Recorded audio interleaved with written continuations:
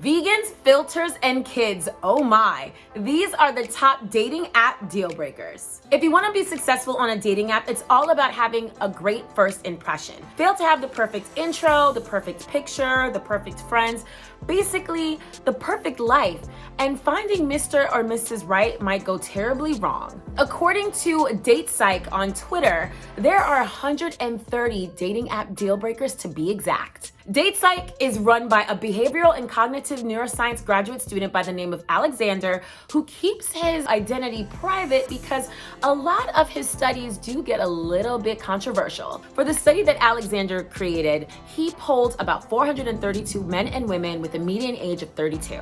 Alexander then asked his participants to look at a bunch of dating app deal breakers and rank them from 1 to 5. The results between men and women had a starking contrast. For example, a whopping 45% of men said their deal breaker was a single mom. Basically, these guys are not looking for women with anything that they consider to be baggage, although we know children are a beautiful gift from God. But basically, guys aren't having it. Coming across a single mom on a dating app would make a guy immediately swipe left. And of course, women were a lot less harsh. Only 27% of women said that they would swipe left on a single dad. The post actually spoke to Alexander, and he said that he was actually really surprised that only 17% of women would reject a profile with a shirtless guy. And this one is actually very close to my heart. Whenever I see a guy with a shirtless photo, I immediately think they're pompous, they're conceited, they're egomaniacs. And I normally, no matter how good they look, like there have been some times where I'm like, okay, he's kind of fine. Like there's a reason why he put this shirtless selfie on his dating app. It still just kind of rubs me the wrong way. So guys are really cognizant to women who are promoting OnlyFans. I guess they're trying to find women that they might consider to be wifey material. And a girl who's got an OnlyFans may not be trying to walk down the aisle anytime soon.